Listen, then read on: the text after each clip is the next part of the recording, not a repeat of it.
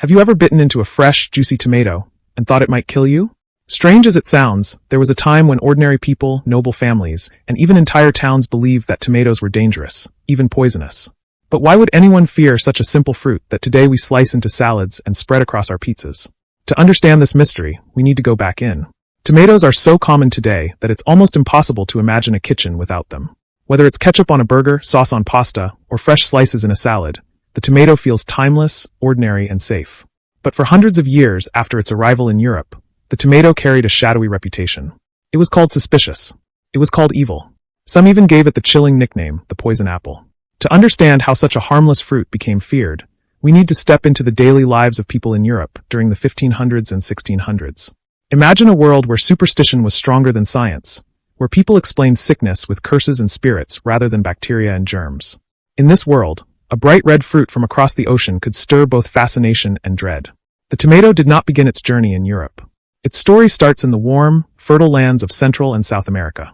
Long before Europeans saw one, the tomato was being cultivated by the Aztecs and other indigenous peoples.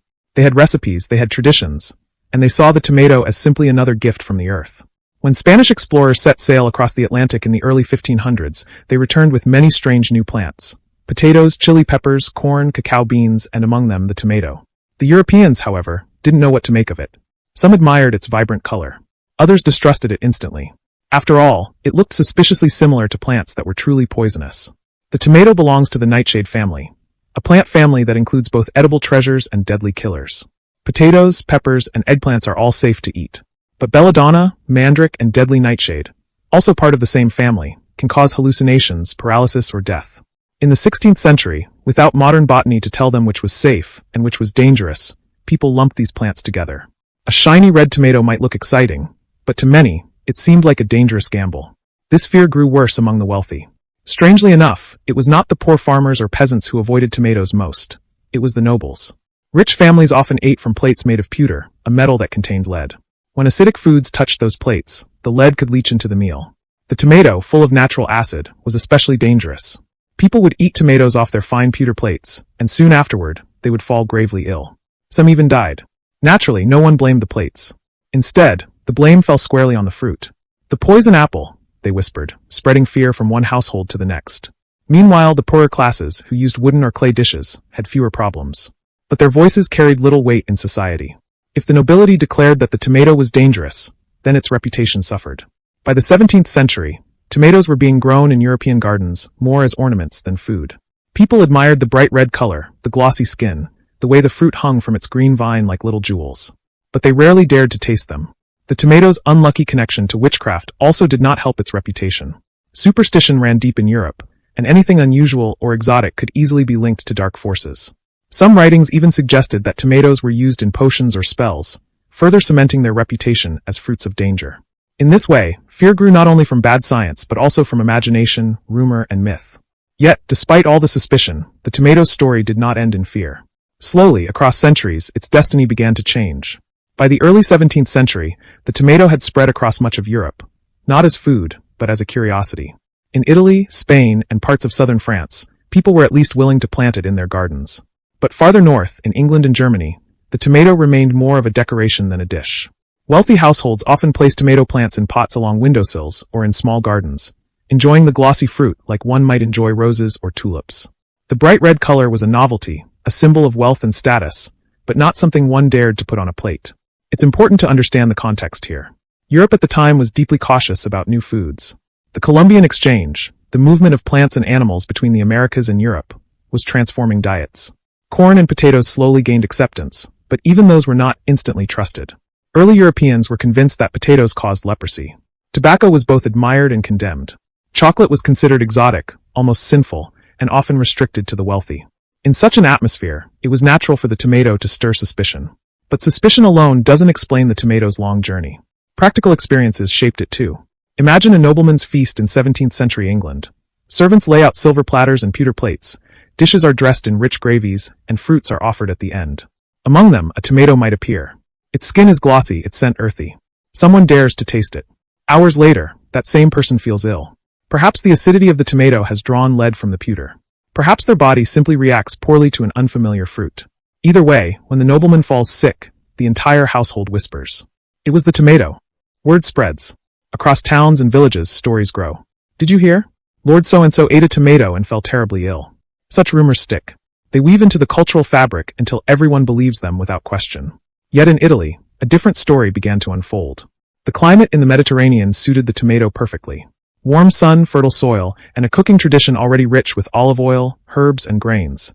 It was a natural match. By the late 1600s, Italian cooks were cautiously experimenting with tomatoes. At first, they were used in sauces alongside other vegetables, their acidity softened by cooking. Recipes appeared in Naples describing a Spanish-style sauce that combined tomatoes with onions, peppers, and oil. These were not yet the pasta sauces we know today, but they were the first steps toward them. Meanwhile, in Spain, the tomato also gained a foothold. Spanish colonial ties with the Americas gave them earlier and broader access to the plant. In Spanish kitchens, tomatoes were added to stews and blended into sauces. Still, even here, acceptance was slow. It wasn't until the 18th century that tomatoes began to appear regularly in everyday cooking. In Northern Europe, though, the fear remained. English herbalists wrote about tomatoes in tones of caution. Some called them wolf peaches, suggesting they were dangerous to eat. The name itself carried menace, tying the fruit to folklore about wolves, predators, and poison. The German word Liebsapfel, love apple, sounded more romantic, but it too suggested mystery and perhaps danger, like something beautiful but not to be trusted. This cultural divide is fascinating. In the South, the tomato slowly became food. In the North, it stayed suspicious. This difference would shape Europe's relationship with the tomato for centuries. Another strange twist in the tomato's story comes from its medical reputation. In the 16th and 17th centuries, many plants were judged not just as food, but as medicine. Physicians followed the doctrine of signatures, a belief that a plant's appearance revealed its healing powers.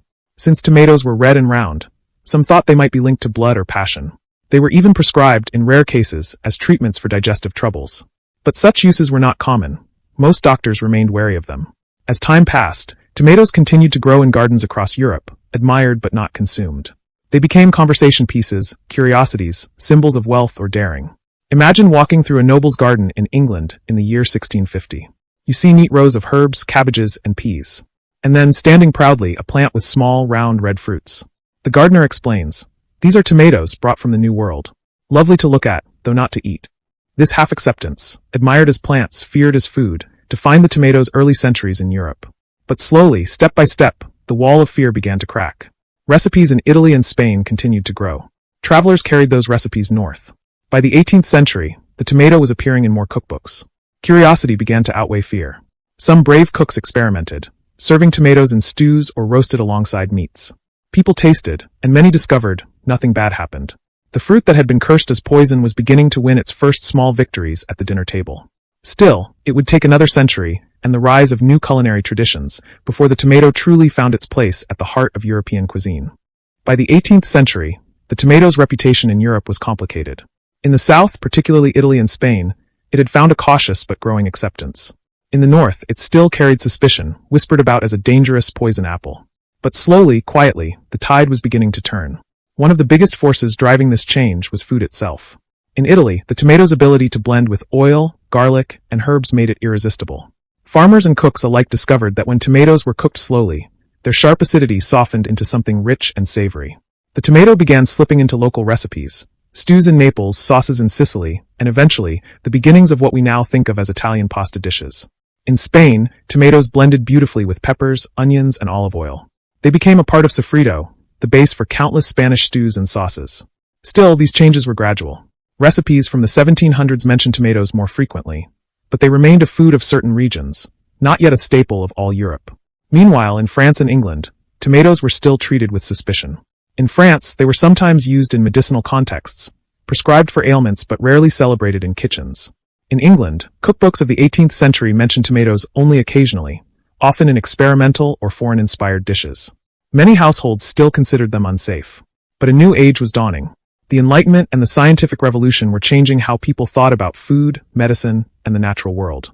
Scholars and botanists began to catalog plants more carefully, distinguishing poisonous species from edible ones. Slowly, the idea that the tomato was inherently dangerous began to weaken. By the early 19th century, something remarkable was happening. Tomatoes were moving from the garden into the marketplace. Farmers began selling them not just as ornamental curiosities, but as actual food. Street vendors in Naples offered tomato-topped flatbreads to working-class customers. These simple dishes, affordable, flavorful, filling, would eventually evolve into one of the most famous foods in the world, pizza. At first, pizza was food for the poor. Baked on the streets, topped with tomatoes, herbs, and maybe a bit of cheese, it was considered a cheap snack, not a delicacy. But in 1889, when Queen Margherita of Savoy visited Naples, she was served a pizza topped with tomatoes, mozzarella, and basil, colors representing the Italian flag. She loved it.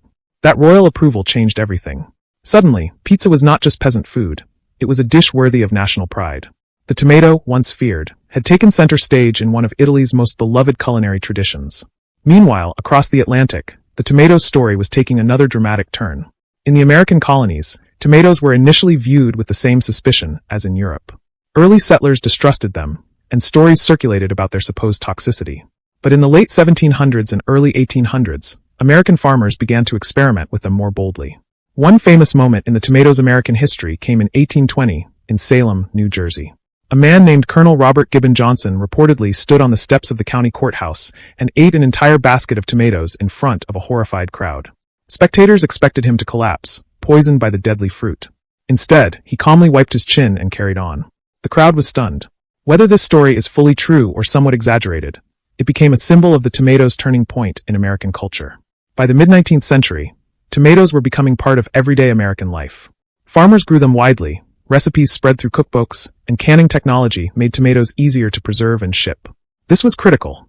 The invention of canning in the early 1800s allowed tomatoes to be stored in jars or tins, meaning they could be eaten year-round, not just in season. And then came ketchup. Tomato ketchup, as we know it today, was popularized in the 19th century. Before this, ketchup was a general term for savory sauces, often made with mushrooms, fish, or walnuts. But when entrepreneurs began bottling tomato-based versions, the public embraced it. Heinz, founded in the 1860s, perfected the recipe and brought ketchup into homes across America. The once feared tomato had now become a trusted bottled product sitting on family tables, paired with meats, potatoes, and eventually hamburgers. Back in Europe, the tomato's reputation was also improving. Italian immigrants carried their recipes abroad, spreading tomato-based sauces across continents. Pasta with tomato sauce, once an unusual regional dish, became iconic. French chefs, inspired by Mediterranean flavors, began experimenting with tomato in soups and sauces. English cooks, too, grew more comfortable, especially as canning made tomatoes safer and more accessible. It is striking to think, in just a few centuries, the tomato had gone from being labeled a dangerous poison apple to becoming a global staple. By the mid-19th century, tomatoes were no longer feared. Instead, they were beloved, central to national cuisines, celebrated in recipes preserved in cans and bottled as ketchup.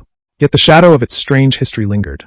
People still told stories about the days when tomatoes were mistrusted, when nobles supposedly died from eating them off pewter plates, when entire villages refused to touch them. These tales became part of the tomato's charm, a reminder of how human fear and misunderstanding can shape the reputation of something as simple as food. The tomato's rise during the 18th and 19th centuries was not just about flavor, it was about trust. It showed how societies slowly let go of old fears when experience, science, and tradition begin to work together. And as the 19th century gave way to the 20th, the tomato was no longer a question mark in human diets. It was an essential, beloved ingredient, the foundation of sauces, stews, and global food culture. By the dawn of the 20th century, the tomato had already secured its place in many kitchens. In Italy, it was inseparable from pasta. In America, it had become the heart of ketchup. In Spain, it flavored stews and cold soups like gazpacho. The tomato, once whispered about as poison, was now loved by millions. But the 20th century would take the tomato's journey to an entirely new scale. One of the key reasons was technology. Farming techniques improved dramatically. Greenhouses allowed tomatoes to grow outside their natural seasons. Industrial agriculture produced new varieties that ripened more predictably, traveled better, and lasted longer on store shelves. Trains, ships, and eventually airplanes carried tomatoes around the globe, making them one of the most widely available foods in history. In America, Italian immigrants brought their cooking traditions with them. In New York, Chicago, and other big cities, pasta dishes with tomato sauce spread quickly. Pizzerias began popping up, at first serving mostly Italian communities, then gradually attracting everyone. By the mid-1900s, pizza was no longer just an immigrant food. It was a national obsession. The tomato, which had once struggled to be accepted, was now baked into pies that children and adults craved across the country. Ketchup, too, became more than just a condiment. During World War II, ketchup and canned tomatoes played an essential role in feeding soldiers. Easy to transport, shelf-stable, and versatile, tomatoes found their way into army rations. When the soldiers returned home, they carried their taste for these foods back with them. The habit of pairing ketchup with hamburgers, hot dogs, and fries grew stronger than ever. Meanwhile, in Europe, the tomato was achieving global fame through Mediterranean cuisine. French chefs incorporated tomato into sauces that became part of haute cuisine. Spanish cooks celebrated tomatoes in gazpacho, paella, and sofrito. In Italy, tomatoes were no longer exotic but essential, woven so deeply into culinary identity that it became hard to imagine Italian food without them. The rise of globalization pushed the tomato even further. By the mid-20th century, tomatoes were being cultivated in Asia, Africa, and the Middle East. They adapted to different climates and cooking traditions. In India, for example, tomatoes blended seamlessly into curries and chutneys, giving dishes both tang and richness. In the Middle East, tomatoes became the backbone of salads, stews, and sauces. In China, stir-fried tomatoes with eggs became a simple, beloved household dish. Yet even as the tomato conquered the world, it also became industrialized. In California and other agricultural hubs, vast fields of tomatoes were grown for processing. Machines replaced hand-picking. Breeders developed varieties designed not for taste but for durability. Tomatoes that could survive long transport, resist bruising, and ripen in sync with harvest schedules. Some argued that flavor was sacrificed for efficiency. The perfect supermarket tomato was round, red, and shiny, but often watery and bland compared to homegrown varieties. Still, demand only grew. Canned tomatoes, tomato paste, and bottled sauces became everyday pantry staples. Families no longer needed to wait for summer to enjoy tomatoes. They could open a can at any time of year. This stability transformed cooking. Soups, stews, and sauces became easier and faster to make, giving tomatoes an unshakable role in modern kitchens. The tomato also became a cultural symbol. Consider the image of a pizza, round, red, and topped with melted cheese. A universal icon of comfort food. Or the classic American hamburger, nearly incomplete without a slice of tomato and a squirt of ketchup. These dishes were more than meals. They were identities representing cities, nations, and lifestyles. By the late 20th century, the tomato had traveled so far from its fearful past that most people couldn't even imagine it had once been avoided. The very fruit that nobles once called poisonous was now being grown in space experiments aboard NASA missions. Scientists wanted to see how tomatoes would behave in microgravity, testing whether future astronauts might grow and eat them on long journeys. The fruit that had once terrified Europeans had literally left the planet. But its journey wasn't only triumph. Industrial farming raised questions about sustainability, pesticide use, and flavor. Environmentalists criticized mass production for stripping tomatoes of their natural taste. Food enthusiasts championed heirloom tomatoes, older varieties that carried richer colors, shapes, and flavors, reminding people of what had been lost in the pursuit of uniform perfection. Despite these debates, one truth was undeniable. The tomato had won. It was no longer a fruit on the margins, no longer whispered about as poison or magic. It was the centerpiece of countless global dishes, from Indian curries to Mexican salsas, from American ketchup to Italian pasta sauces. Its versatility made it the star ingredient of modern food culture. If you think about it, the tomato's story is not just about food. It is about trust, fear, and change. Humans are cautious creatures. When something unfamiliar arrives, we hesitate. We invent stories about its dangers. We keep it at a distance. But over time, through experimentation, observation, and a little bit of courage, fear gives way to familiarity. And once that happens, the very thing that was once feared can become beloved. By the end of the 20th century, the tomato had completed that journey. From feared poison apple to global superstar, its transformation reflected not only a change in diets but also a change in human imagination. And yet, the stories of fear are still remembered. They are told today not because anyone truly doubts the tomato anymore, but because they remind us how far we've come. How something as simple as a fruit can carry centuries of history, myth, and meaning within its skin. Today, it feels almost funny to imagine anyone being afraid of a tomato. They sit quietly in our kitchens, stacked in grocery stores, pressed into ketchup bottles, and baked into pizzas. But when we take a step back, the story of the tomato is not really about a fruit at all. It is about us. It is about the way humans react to change, the way we create myths when we don't understand, and the slow, patient journey it takes to replace fear with trust. Think about it. For centuries, the tomato was a stranger. It came from across the ocean, carried on ships into European harbors. It looked like something familiar, but dangerous. People whispered about it, blamed it for illnesses, and even tied it to witchcraft. The noble classes turned away from it, convinced it was a poison apple. For generations, whole families planted tomatoes in gardens, but never dared to eat them. And yet, slowly, quietly, the truth began to win. Italian cooks discovered its rich flavors. Spanish recipes wove it into their traditions. American farmers tested it, and bold individuals like Colonel Robert Johnson famously ate tomatoes in public, showing they were safe. With every small act of courage, every new recipe, and every bite, the old fear began to fade. By the 19th and 20th centuries, the tomato had shifted completely. What was once feared became cherished. What was once avoided became essential. It traveled from gardens to markets, from kitchens to restaurants, from homes to entire nations' cuisines. And now, in the 21st century, the tomato is everywhere. In curries in India, in salads in Greece, in ketchup bottles in America, in pizzas loved around the world. It is no longer a stranger. It is family. But the deeper lesson is this. The tomato's journey is really a mirror of how we, as humans, face the unknown. When something new arrives, whether it is a food, an idea, or even a person, our first reaction is often suspicion. We look for danger. We remember past experiences, and we project them onto the present. Just as Europeans once looked at the tomato and thought of deadly nightshade, we too often see the unfamiliar and assume the worst. Over time, though, curiosity and courage make the difference. Someone dares to taste. Someone experiments. Someone questions the rumor, tests the fear, and finds truth beneath the surface. Slowly, the unfamiliar becomes familiar. The stranger becomes a friend. The poison apple becomes a pizza topping. There is something deeply comforting about this thought. It reminds us that fear is not permanent. Fear is a shadow that fades when light is shone on it. And the story of the tomato is, in its quiet way, proof that humanity has the capacity to grow, to learn, and to change. Next time you slice a tomato, pause for a moment. Look at its smooth red skin, the way it glistens in the light. Inside, the soft flesh, the seeds, the juice. It is ordinary, yes, but it carries within it centuries of human history. It carries the voices of Aztec farmers, the doubts of European nobles, the bravery of early cooks, the innovation of industrial farmers, and the joy of billions of people who now eat it daily without a second thought. The tomato reminds us that even the most ordinary things were once extraordinary. Even the foods we consider normal today were once unknown, strange, and even feared.